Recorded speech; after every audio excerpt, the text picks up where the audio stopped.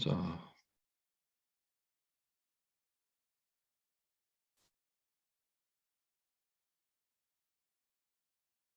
예, 저는 국민일보 사회부 취재기자로 31년 2개월을 일했습니다. 그리고 사회복지사 1급이고요. 2018년에 사회복지의 날 정부포상 보건복지부 장관상을 받은 바 있습니다. 자폐성 발달장애 아들을 키우면서 차별 없는 세상, 양성원에서 나온 책이죠. 마이너리티의 희망노래, 하늘님 출판사에 나왔습니다. 공정사회를 위한 문화복지, 이런 책들을 썼습니다. 지난해에 꿈꾸는 마을 강사지원단이 남동국가공단 제조업체의 무료 강사 지원 신청을 받고 실제로 경방신약이라고 하는 곳을 찾아가서 교육을 한 적이 있습니다. 이런 사례들이 모여서 오늘 여러분들에게도 온라인 강의를 지금 추진하고 있습니다. 오늘 제가 말씀드리려고 하는 것은 취업이 어려운 발달장애인들에게 문화예술 분야가 취업에 획기적인 물꼬를 터줬다라고 하는 그런 사실을 여러분과 함께 느끼고자 하는 것입니다. 특별히 우리나라에서 장애인 차별금지법이 만들어지고 다양한 차별 사례들이 조금씩 개선되어 가고 있습니다. 법이 등장했기 때문에요. 그런 이야기도 해보겠습니다. 그리고 우리나라는 15가지 장애 유형에 대해서 이제 국가가 장애인들을 등록하고 다양하게 지원 사업을 하고 있는데요. 장애 유형에 따른 맞춤형 일자리 창출은 또 어떻게 하게 되는지 그 이야기도 해보겠습니다. 동시에 국가가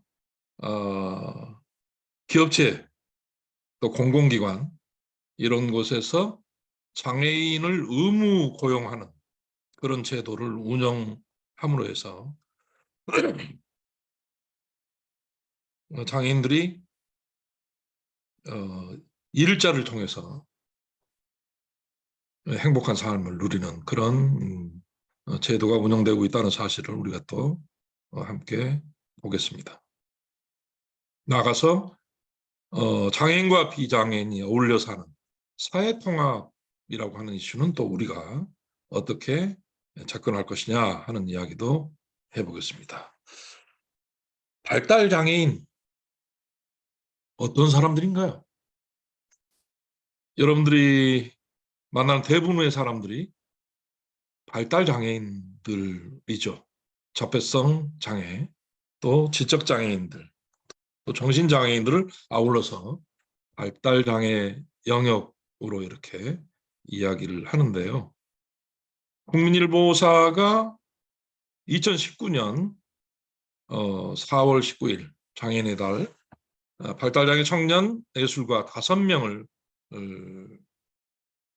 중앙언론사 최초로 사원으로 채용을 합니다. 그리고 2년이 지나면서 무기계약직으로 전환이 되죠. 현재 계속 이제 3년, 4년에 걸쳐서 고용이 유지가 되고 있습니다. 2년 이상 이렇게 무기계약직으로 전환된 문화예술 분야의 사례는 좀처럼 찾아보기 어렵다는 점에서 국민일보의 사례는 굉장히 법보다 어떤 면에서 좀 앞서가고 있습니다.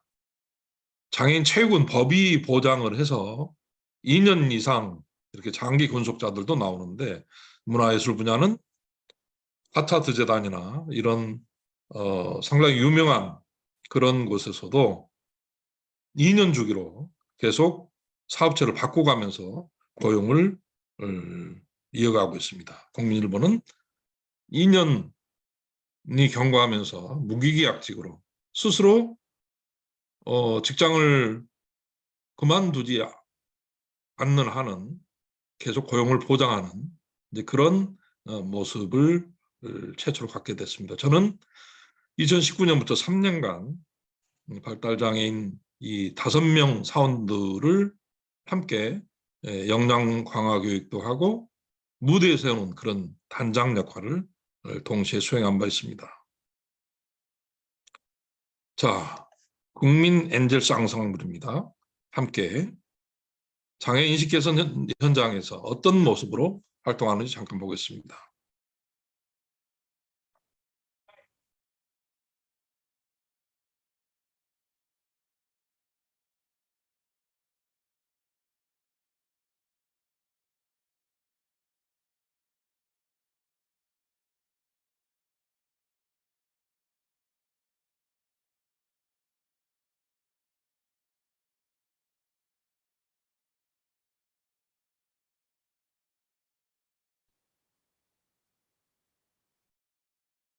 네, 여러분도 같이 함께 박수를 치면서 감상해 보시기 바랍니다.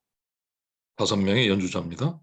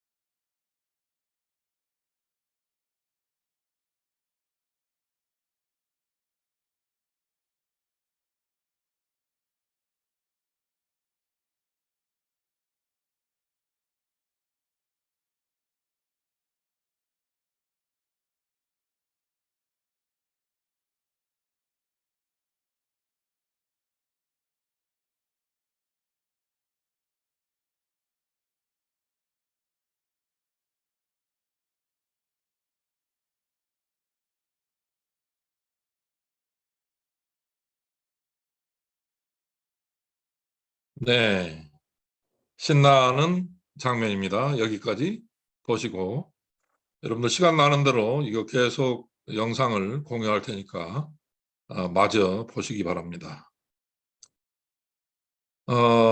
음악 분야뿐만 아니라 발달장애인들은 미술 분야에서도 취업이 본격화되고 있습니다. 지난해에 공항철도 운소역 야외 전시에 시민들이 발길이 멈춘 그런 모습입니다. 인천 경제자유구역청 지갤러리에서도 전시를 했죠. 그것이 계기가 돼서 현대 엔지니어링에 발달장애인 미술 작가 9명이 취업을 하게 됩니다. 재택근무까지 허용을 하는 그런 사례가 나왔습니다. 앞에 우리 국민엔젤스 앙상블의 경우에는 재택근무는 이제 코로나19 당시에는 일부 허용을 했지만 평소에는 재택근무에 대해서 그렇게 적극적으로 허용하지 않는 이제 그런 형태였는데 이번 그 현대 엔지니어링과 한국장애인 고용공단의 컨설팅 결과 재택근무도 허용을 하고 또 작가들의 미술 공방도 현대 엔지니어링 측에서 임대료를 주고 또 물통이나 이런 기본적인 어떤 필요들도 해결해 주는 조금 발전된 형태로 지금 이제 확장되고 있습니다. 자, 이분들의 이야기도 함께 잠깐 보겠습니다.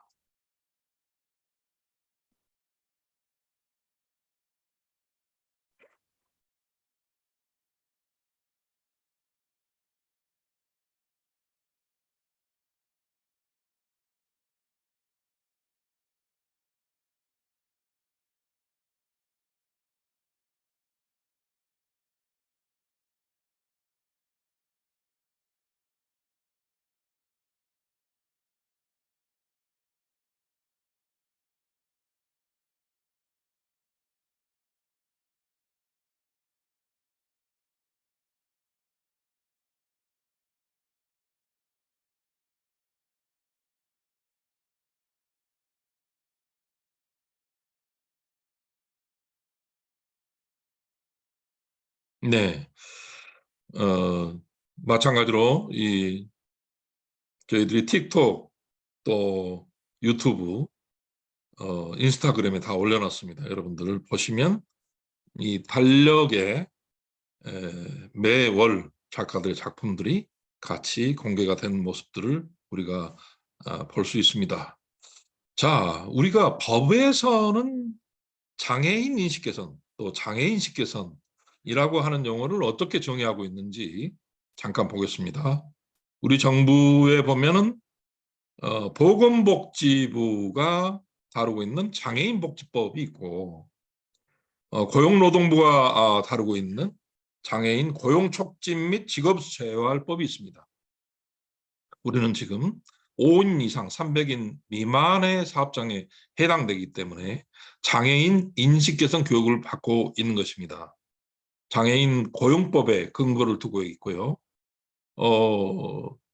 의무 교육이기 때문에 이 교육을 받지 않으면 과태료를 물게 됩니다.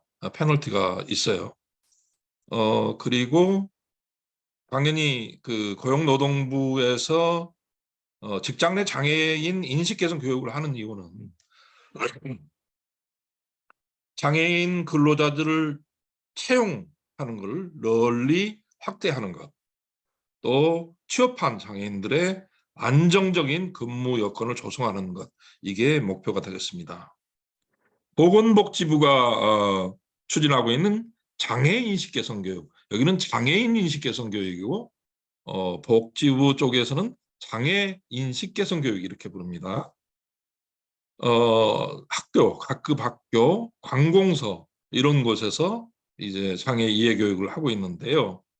장애 이해 또 인식 개선을 통해서 사회적 편견과 차별을 제거하는 것이 목표라고 하겠습니다. 자, 그러면 직장 내 장애 인식 개선 교육은 누가 받아야 되느냐? 모든 사업주가 받아야 합니다. 또 사장님뿐만 아니라 근로자들도 받아야 합니다. 장애 인식 개선 교육은 국가, 지자체, 어린이집, 학교, 공공기관, 지방공사공단의 소속 직원들, 학생들을 대상으로 교육하는 게 그 약간 차이가 있습니다. 자, 우리가 장애인 인식 개선 교육을 할 때 빼놓지 않고 보는 것이 바로 이 장애인 차별금지법입니다. 이 법이 등장함으로 해가지고 우리나라도 이제 장애인에 대한 사회적 인식을 개선하고 선진국 반열에 올라서게 됩니다. 장애인 차별금지법, 차별금지 및 권리 구제 등에 관한 법률, 이게 풀네임입니다. 약칭으로는 장애인 차별금지법, 장차법 이렇게 부릅니다. 이 법은 2008년 4월 최초로 입법됐습니다. 인간으로서의 존엄과 가치를 존중하자는 취지로 만들어졌고요.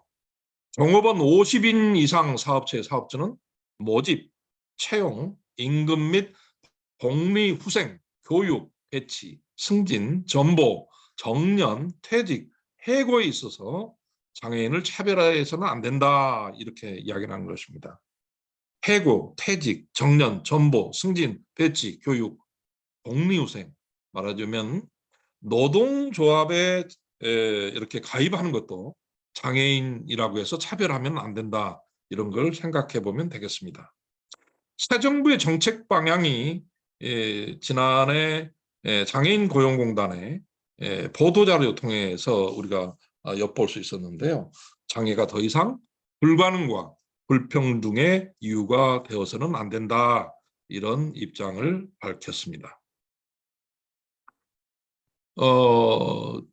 이런 우리가 장애인 그과 함께 더불어 사는 시대가 됐는데 그것은 미래 사회의 그 키워드라고 할 수 있는 다양성을 수용하는 그런 시대를 여는 그 이야기하고도 통하게 됩니다.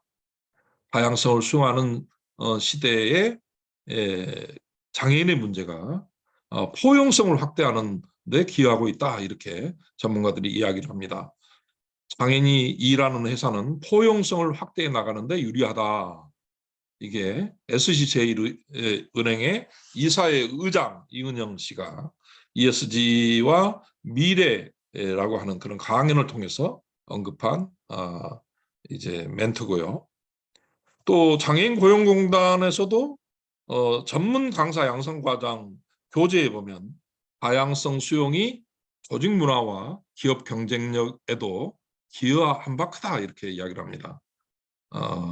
기존에 어떻게 보면 상하 구조, 윗사람이 시키면 아랫사람들은 따른 그런 군사 문화의 잔재들이 지금은 이제 오히려 그 젊은 사람들이 그 소위 꼰대라고 하는 50대, 60대들에게 동등한 어떤 대화 방식의 기업 문화를 요구하는 그런 패턴들이 생겼습니다. 거기에 장애인들이 들어가고 또 다문화 이런 그 다국적 노동자들이 들어가고 하면서 다양성이 굉장히 이제 그 요구되는데, 장애인을 고용하면 그런 다양성을 수용하는데 굉장히 효율적이다라는 것이고요. 여기는 이제 우리 오티즘 엑스포, 자폐 스펙트럼 장애를 이제 키워드로 한 그런 엑스포 때 그 상징 브랜드입니다.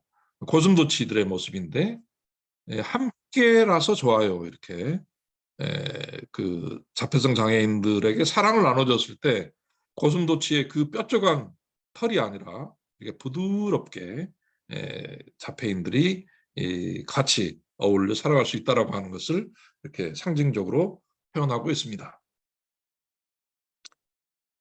자, 우리가 오늘 알고자 하는 그 이슈 중에 하나가 이 차별하지 않는 세상을 만들자라고 하는 것인데, 직장 내에서도 차별하지 않는 것이 굉장히 중요합니다.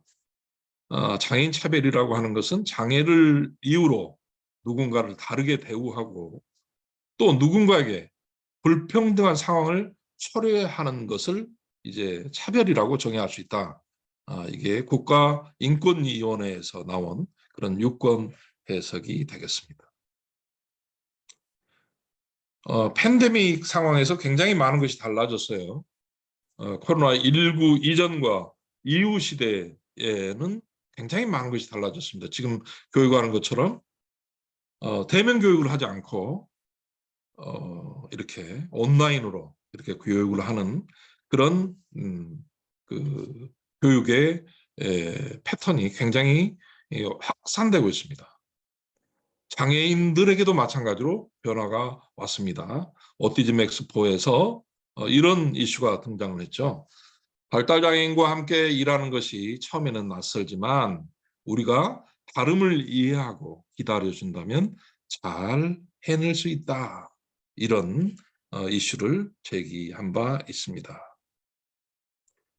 그러면 장차법, 장애인 차별금지와 관련한 법에서 몇 가지 중요한 우리의 삶에 실제로 적용해 볼 수 있는 그런 이슈들을 이야기하고 있는데요. 직접 차별 금지라는 게 있습니다. 예를 들어서 사장님이 우리 회사에서는 장애인을 뽑지 않아. 왜 장애인들이 일하는 표준사업장이나 가지 우리 회사에 들어오려고 하는 거야. 이렇게 했다고 하면 이게 직접 차별 금지가 되는 것입니다. 그러면 그 사장님은 장차법 제4조 차별 행위를 위반해서 이제 법적인 조치를 받게 되는 것입니다. 마찬가지로 우리 동네에 사는 장애인이 걸어갈 수 있는 거리에 있는 이제 초등학교를 갔는데 그 학교의 교장 선생님이 특수 학급이 없다는 이유로 장애 학생의 입학을 거부했다면 그 교장 선생님도 처벌 대상이 될 수 있습니다. 장애인을 장애를 사유로 정당한 사유 없이 제한하고 배제하고 분리하고 거부하는 이런 상황을 만들어서 불리하게 대하면 법에 의해서 처벌받을 수 있다는 것입니다. 장애를 이유로 월세집 계약을 해주지 않는 집주인, 월세를 계약한다고 휠체어 장애인이 왔어요. 그런데 집주인이 장애인이 우리 집에 임차하는 것은 여러 가지로 불편하다는 생각을 하면서 거부했다면 직접 차별 금지에 해당되기 때문에 그 법 4조에 저촉이 되겠습니다. 학교 스쿨버스 또 뭐 이렇게 직장에서 운행하는 이제 그 출근버스, 퇴근버스의 기사가 장애인이 집에나 처박혀 있지 왜 기어다녀? 뭐 집에서 있지 왜 밖에 나와서 다녀? 이렇게 이야기를 했다고 하면, 승차 거부를 했다고 한다면 그 운전기사도 직접 차별 금지에 저촉돼서 법의 그 심판을 받게 된다는 점을 분명히 이해할 필요가 있겠습니다. 직접 차별이 있으면 또 간접 차별이 있겠죠. 발달 장애인들 많이 이제 휴대전화를 어, 이렇게 그 구매를 하죠. 그런데 이게 굉장히 사건화되는 경우가 많습니다. 요금제나 약정을 쉽게 설명하지 않고 이렇게 고가의 요금제를 채택하게 해서 자기들이 유리하게 그 계약을 했다면 형사 앞에 가서 불려가서 이제 처벌을 받을 수도 있습니다. 또 지체장애인이 이용해야 하는 건물에 승강기나 경사로가 없다면 그 계단만 있다고 한다면 그게 접근성이 떨어지기 때문에 이것도 간접 차별이 되겠습니다. 회사를 올라오는데 승강기가 없다. 그러면 이제 승강기를 만드는 일, 또 장애인 화장실을 만드는 일, 장애인이 채용되면 그렇게 이제 변화가 생겨야 합니다. 그런 것을 염려하는 사장님들을 위해서 국가는 장애인 고용공단을 통해 가지고 일정 비용의 그런 시설 개보 수비도 지원합니다. 또 손이 불편한 장애인에게 비장애인과 동일한 시험 시간을 주고 시험을 보게 하는 회사가 있다면, 또 공무원 시험에 그런 것이 있다면 이것도 간접 차별에 해당되겠습니다. 정당한 편의 제공을 거부하는 것도 장차법에 위반이 됩니다. 각종 사용요금 고지서를 점자나 큰 문자로 제공하지 않는 기업이 있다면 바로 장차법에 그 저촉돼서 처벌받을 수 있습니다. 청각장애인 피고에게 수화나 구화, 말로 이렇게 그 알아들 수 있게 하는 거죠. 입모양을 보고. 또 텍스트, 활자화된 그런 이 내용들을 제공하지 않고, 그런 것을 설명하지 않고 재판을 진행했다고 한다면 그 법관도 판사도 이제 법에 저촉이 된다. 이런 것들을 우리가 또 이해할 필요가 있겠습니다. 김혜지 의원이죠. 피아니스트이고요. 미국에 가서 공부를 하고 온 분입니다. 현재는 국회의원이죠. 이분이 국회의원이 당선이 되고 국회에 들어가는데 국회 경위가 김혜지 의원은 이제 그 선출직으로 국회의원이 됐으니까 당연히 들어올 수 있지만 옆에 그 안내견은 안 됩니다. 이렇게 막았어요. 이건 어떤 것에 해당될까요? 차별금지법을 위반하는 게 됩니다. 보조견 사용 방해, 등의 이걸 금지하는 것, 보조교원과 함께 동행하는 것을 금지하는 것도 차별이다라고 하는 것입니다. 그래서 이 차별금지법이 이 김혜지 의원의 당당한 국회 입성과 함께 보조견을 막았을 때 언론에서 대서특필하면서 차별금지법의 효과를 톡톡하게 이렇게 맛본 그런 사례로 널리 회자된 바 있습니다. 요즘은 이제 광고에 의한 장애인 차별이 참 많습니다. 방송, 유튜브, 요즘 온갖 시청각적인 그런 콘텐츠들이 홍수를 이루고 있는 시대죠. 그런데 장애인을 무조건 불우한 이웃, 또 불쌍한 존재 이렇게 표현하는 것은 차별 행위에 해당된다고 하겠습니다. 이상한 변호사 우영우가 국내뿐만 아니라 세계적으로 큰 틀을 친 것은 장애인을 장애인으로 보지 않고 똑같은 인간으로 본 인간의 기본적인 욕구를 가진 사람으로 이렇게 접근했기 때문입니다. 그 옆에 같은 동료들조차도 우영우를 불쌍한 존재, 불우한 이웃으로 보는 것이 아니라 같은 동료, 어떤 면은 또 역차별 당한다라고 이렇게 이야기할 정도로 그 동료들이 그를 장애인으로 보지 않고 이 동등한 직원으로 보고 기회에 있어서 똑같이 똑같은 기회를 가지려고 하는 그런 모습들을 우리가 보게 되는데 그런 이상한 변호사 우영우가 우리 사회에 던져준 또 세계 많은 시청자들에게 던져준 질문은 굉장히 크고 위대한 것이었습니다.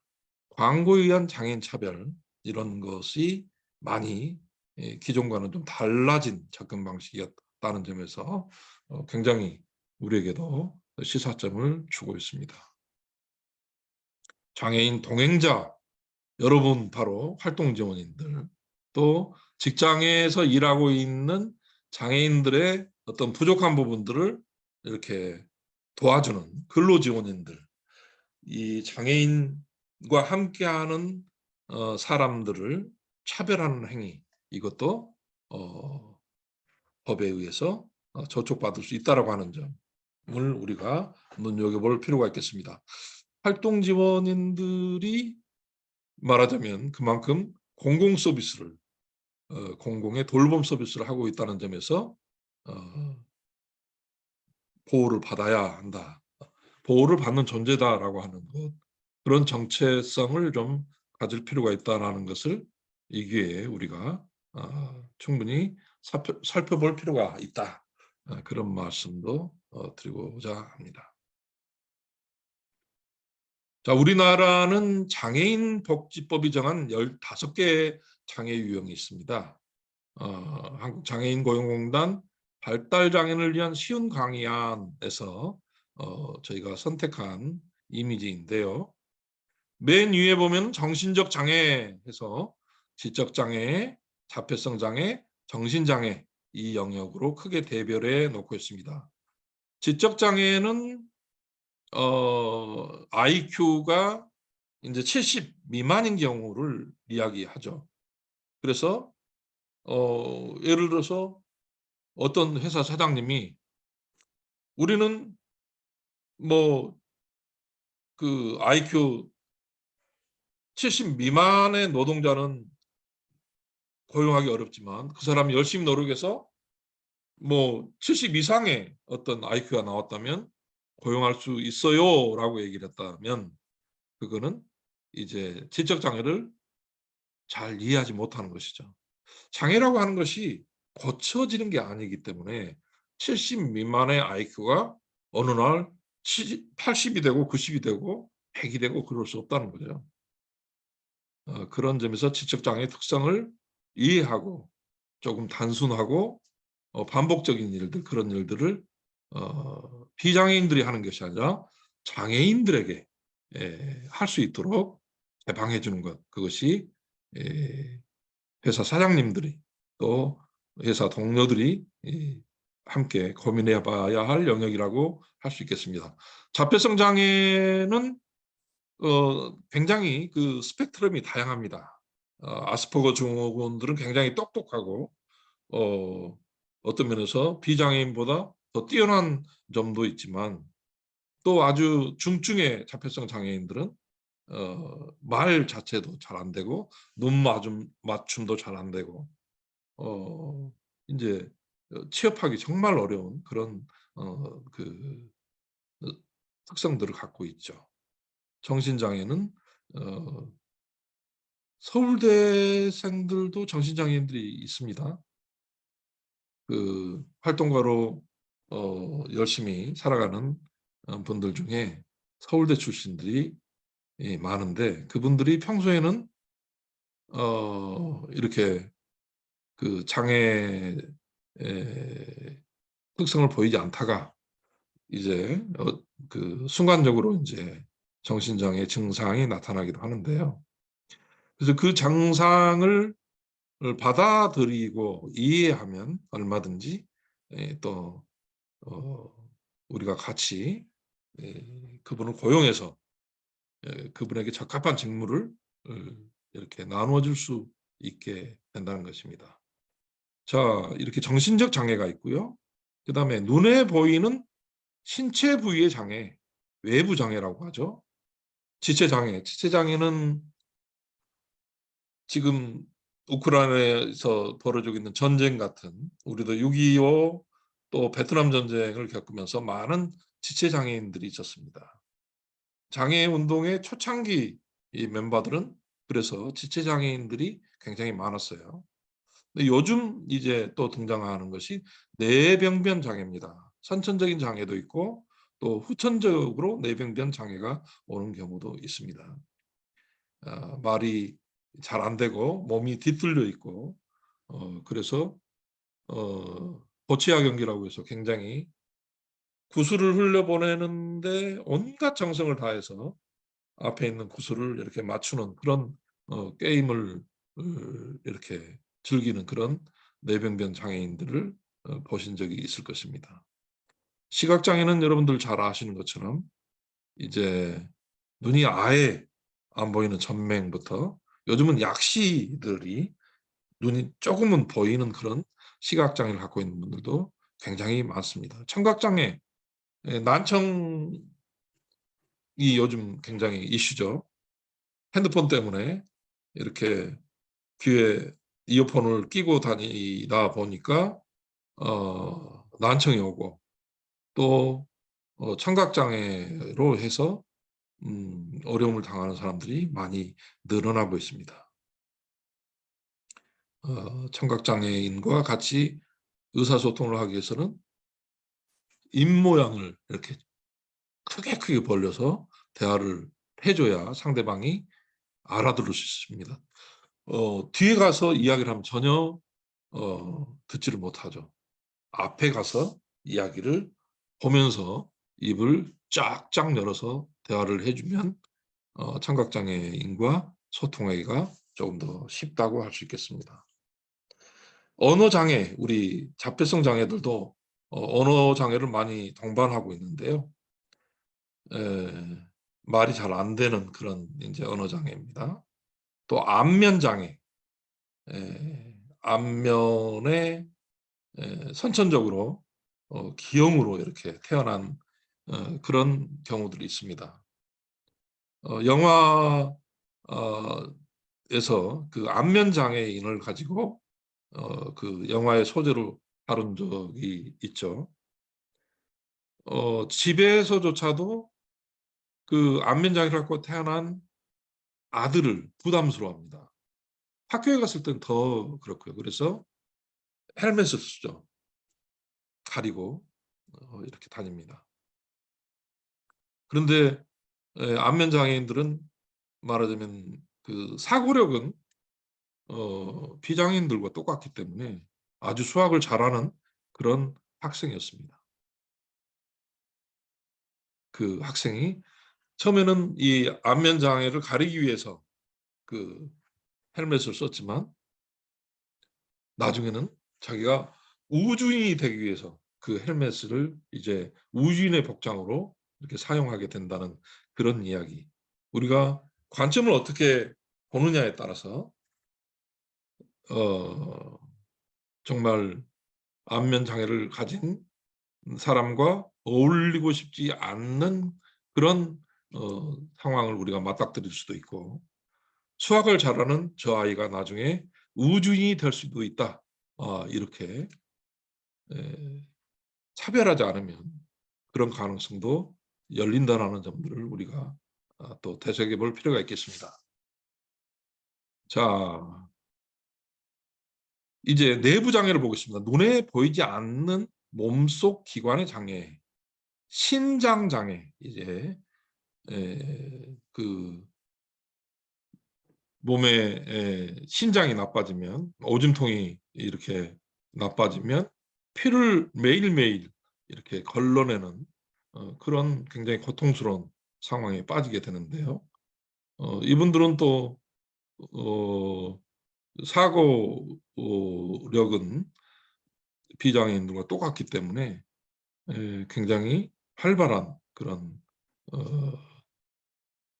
사업 소원을 갖고 활동하는 분들도 많이 있습니다. 심장장애, 우리 가슴에 있는 그 심장에 문제가 생긴 사람들, 간장애, 그 피로를 많이 느끼는 사람들이죠. 간장애, 또 호흡기 장애.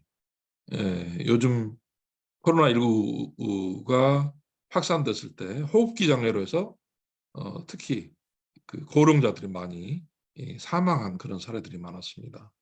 장루, 요루 장애, 장애 문제가 생겨서 그 장애 진단을 받은 사람들이, 뇌전증 장애, 이게 예전에 그 관질이라고 한 거죠. 발작이 오면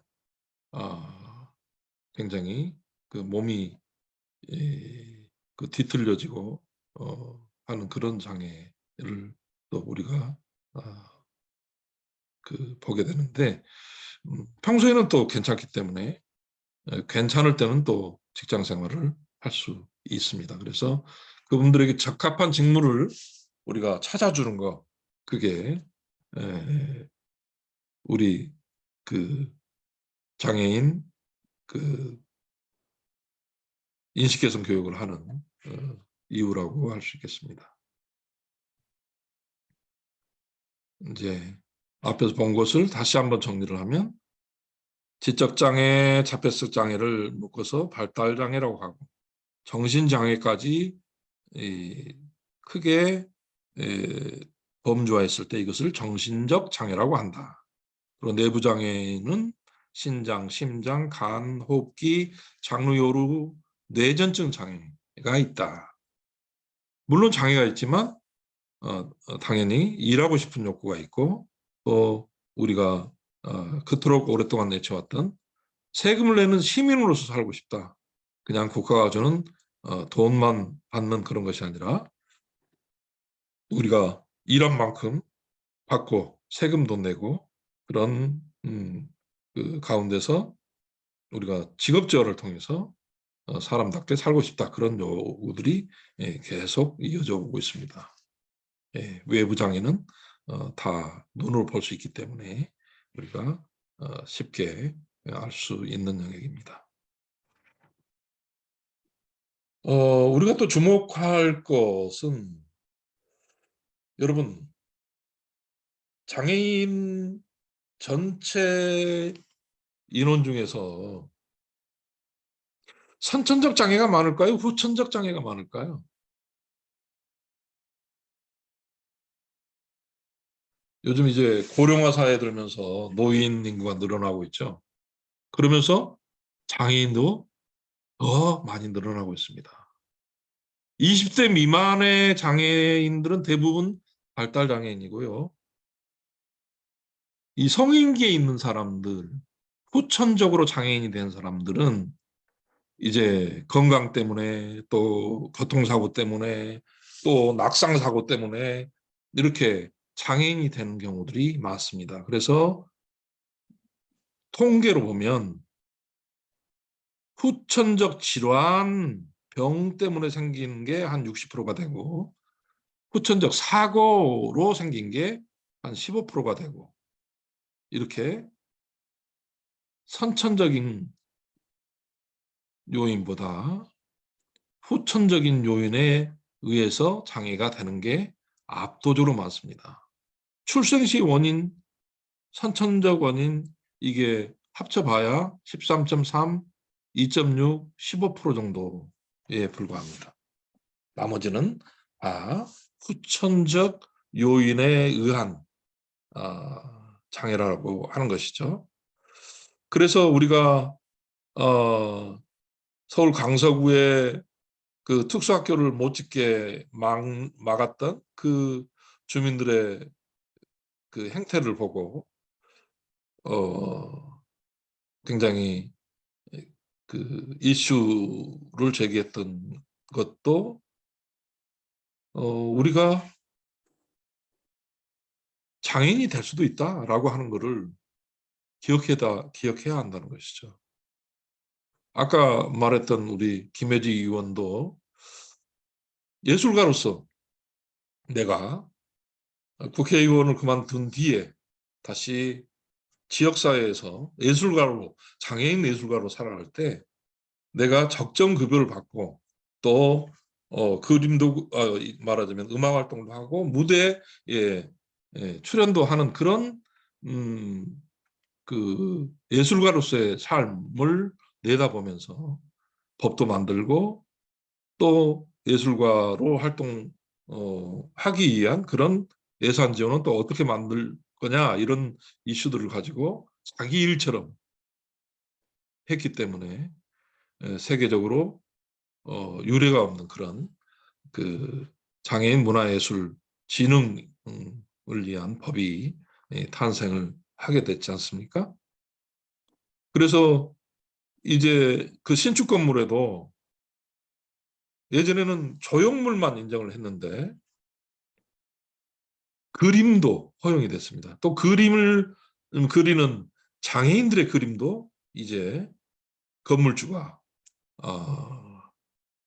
그 관공서에 심사를 할 때 나는 장애인 그림을 이 건물에 걸겠소라고 하면 그걸로 이제 허가 요건을 만족시킬 수 있는 그런 시대가 됐다는 것입니다. 자, 그러면 대한민국 장애인 인구는 전체 인구의 얼마나 될까요? 6가구당 1가구가 장애인 가정이라고 통계가 말해주고 있습니다. 전체 인구의 약 5%, 255만 명이 빅데이터로 보았을 때 이제 장애인 인구라고 우리가 할 수 있다라고 하는 것입니다. 255만 명이면 인천시 인구의 거의 버금가는 그런 인구입니다. 약 300만 명이 지금 인천시 인구지 않습니까? 엄청난 숫자입니다. 이렇게 장애인과 함께하는 그런 지역사회 또 직장 내 장애인을 고용하는 어떤 큰 변화가 이제 시작돼야 하는 이유가 바로 여기에 있습니다.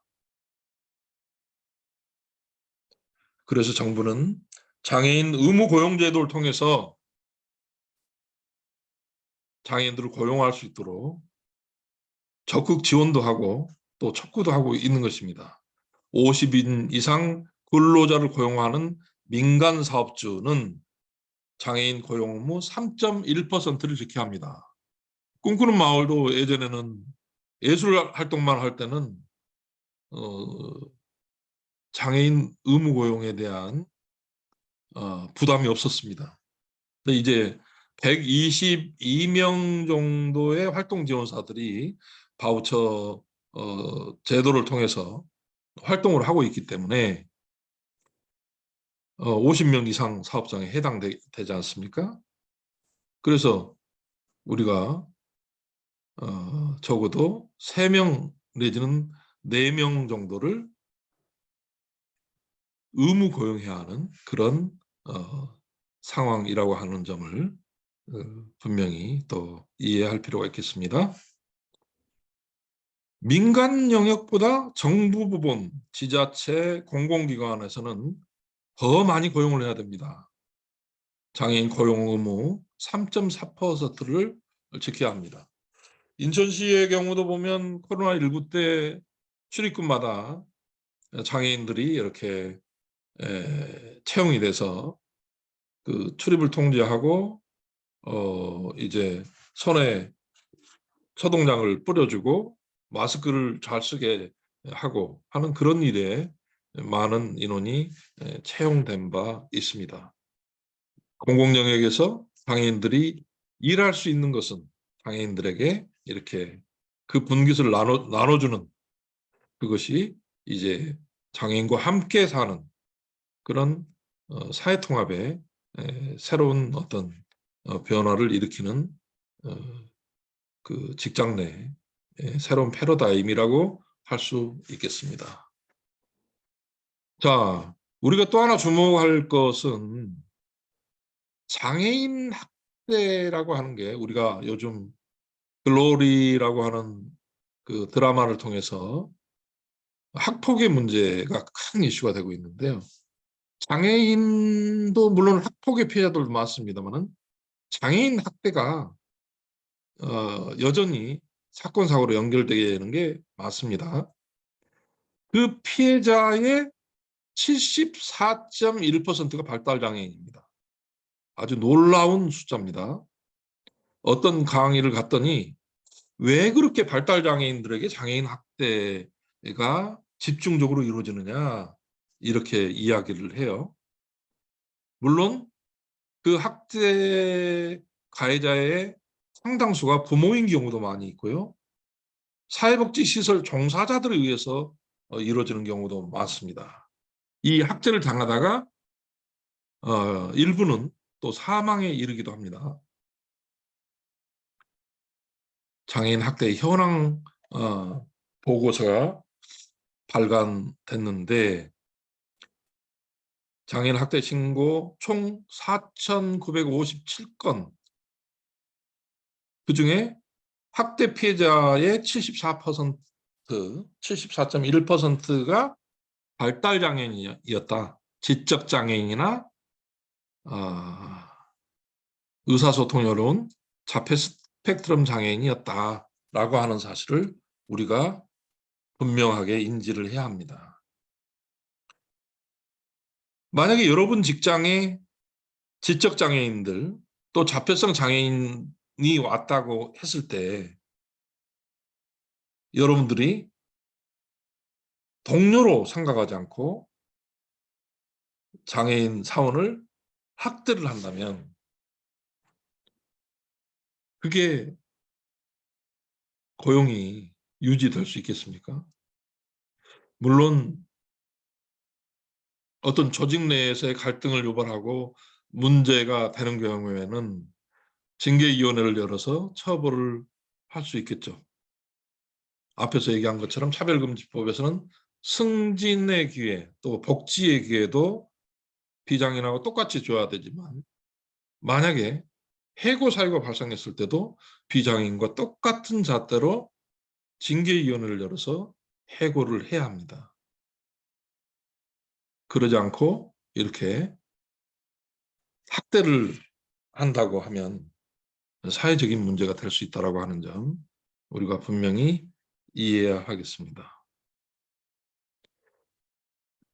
우리는 이제 국민일보나 현대엔지니어링처럼 직접 고용하는 것 말고 베어베터와 같이 연계 고용을 하는 것도 있다는 것을 알아야 합니다.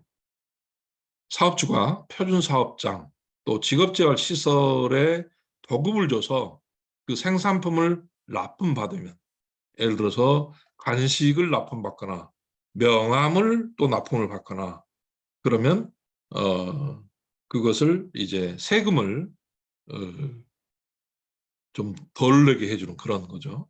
그래서 영계고용 대상 사업장에서 종사한 장애인 근로자를 부담금 납부 의무가 있는 사업주가 고용한 것으로 그렇게 이제 법이 지원해주고 있습니다. 자, 시간이 이제 한 7, 8분 남았기 때문에 기존의 이런 그 수동적인 장애인의 모습이 이렇게 적극적이고 능동적인 이렇게 이미지가 굉장히 다르죠.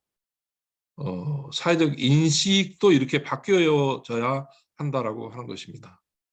미국에서 이렇게 시민운동을 통해서 바꿔내는 것인데요.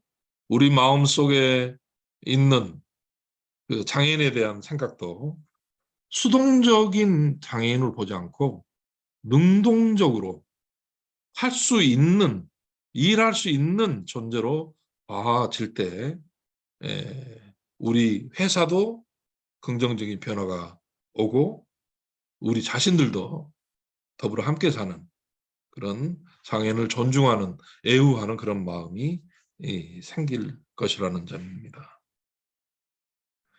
장애인에 대한 에티켓이 그래서 중요합니다. 우두커니 서 있거나 길을 헤매는 발달 장애인이 보이면 안전하게 귀가할 수 있도록 도와줘라. 회사에 나왔는데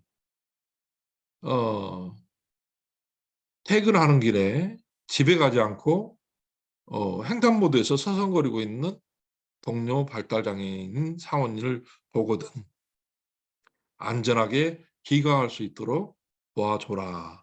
이렇게 이해하면 되겠습니다. 이웃을 대하듯이 자연스럽게 대해주라. 특히 발달장애인이 그렇습니다. 함께 일을 할 땐 그들이 잘 해낼 수 있도록 격려해 줘야 한다. 발달장애인과 대화를 할 때는 쉬운 말로 짧은 문장으로 천천히 또 말을 끝까지 듣고 이렇게 그 대응하는 것이 중요하다. 이것을 우리가 이제 수업을 마치면서 여러분들에게 말씀드리고 싶습니다. 왜냐하면 여러분들이 만나는 대부분의 장애인들이 발달 장애인 영역에 속하는 사람들이기 때문에 그렇습니다. 의사소통이 어려운 이 발달 장애인과 소통을 하기 위해서는 다른 사람들을 대화할 때와 같이 자연스럽게 대하고 도움을 주기 전에 도움이 필요한지를 물어봐야 된다. 이렇게 국립특수교육원에서 그 이제 초중고 학생들 중에 장애 학생들을 어떻게 대할 것인가 라고 하는 그런 이슈를 점검했을 때 이런 것이 나왔죠. 도와준다고 손을 잡아 끌거나 그런 것이 아니라 도움을 주기 전에 도와드릴까요? 이렇게 도움이 필요한지 물어보는 것 그게 필요하다는 것이죠. 그래야 진짜 도움을 주는 것이지 자기가 장애인의 생각과 다르게 도와준다고 끌고 가는 것은 도와주지 않음만 갖지 못하다 이런 말씀입니다. 굉장히 상식적인 거죠. 장애우라는 표현을 많이 씁니다. 장애우라는 말은 맞는 말일까요? 틀린 말일까요? 일반인이라는 말 많이 쓰죠. 장애인 이렇게 이야기하는데 비장애인 하면 장애인을 중심에 놓고 봤을 때는 우리가 비장애인이지만 우리는 장애를 가진 사람들이 아니기 때문에 일반인이지 맞는 거 아니야? 이렇게 이야기를 할 수도 있습니다. 그런데 이렇게 그 JTBC 이런 언론에서조차도 장애우, 장애자 이런 말을 많이 씁니다. 특히 정치인들이 선거 국면에서 이렇게 툭툭 던지는 말이 이렇게 장애인들을 그 돌봄의 대상으로 보거나 이렇게 그 장애자 이렇게 해서 좀 이렇게 비하하는 그런 용어를 쓰는 것은 안 된다. 왜냐하면 장애인 복지법이 있기 때문에 장애인으로 써야 된다는 것입니다. 일반인, 정상인 이거는 비장애인 관점에서 는 부담스러울 수 있는 용어인데 정확한 말은 비장애인이다. 이렇게 우리가 분명하게 틀린 말을 수정할 수 있어야 합니다. 자, 가장 취업이 어렵고 여러분들을 우리 만났을 때 어떻게 보면 서비스가 쉽지 않은 대상이 바로 자폐성 장애입니다. 이상한 변호사 우영우를 보셨죠? 다른 사람과 관계를 맺기가 쉽지 않습니다. 이야기를 나누는데도 어렵습니다. 하지만 의사소통이 어렵다고 모든 걸 못하는 건 아닙니다. 단순 반복하는 일은 아주 잘합니다. 여러분들은 단순 반복하는 거 참 힘들어 하시죠? 그런데 자폐인들은 단순 반복하는 거 아주 잘합니다. 잘할 수 있는 것을 잘하게 해주는 거 꿈꿈마을 활동 지원인들, 활동 지원기관에서 우리가 이런 장애의 특성을 잘 알고 또 여러분이 이곳이 바로 또 5인 이상의 사업장이라고 하는 점에서 왜 국가가 장애인 인식 개선 교육을 하는지를 한번 잘 생각해보고 여러분들이 만나는 발달장애인들, 바로 지적장애인들, 자폐 스펙트럼 장애인들을 볼 때 이상한 변호사 우영우를 떠올리면서 같이 함께 웃어주고 또 즐거운 시간, 또 행복한 시간, 의미 있는 시간 만들어 가시기를 당부드리면서 여기서 교육을 마치겠습니다. 반복 시청할 수 있도록 올려둘 테니까 여러분들 공유하시고 또 다른 기회가 있으면 직접 보거나 또 우리 발달장애인 예술가들과 함께 만나는 그런 일들을 앞으로도 더 확장해가면서 예술단을 또 운영을 할 테니까 기회 있으면 함께 만나서 즐거운 시간 가졌으면 좋겠습니다. 자, 지금까지 꿈꾸는 마을 장애인 인식개선 사업단 정창교 단장이었습니다. 여러분 안녕히 계십시오.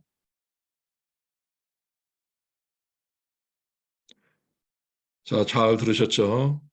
오늘 교육은 여기서 마치겠습니다. 여러분들 공유 기록 일시 중지 기록을 중지하겠습니다. 클라우드의 기록을 중지하시겠습니까?